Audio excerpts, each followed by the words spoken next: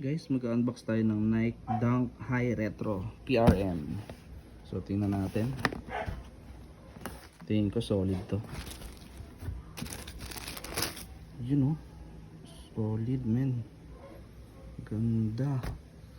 Ang texture pa lang niya oh. Tapos dito sa part na to leather. Ito parang may foam something na ano. Parang Travis Scott yung ano niya. Yung texture niya sa part na to. So, tingnan natin. Yan oh. Ganito.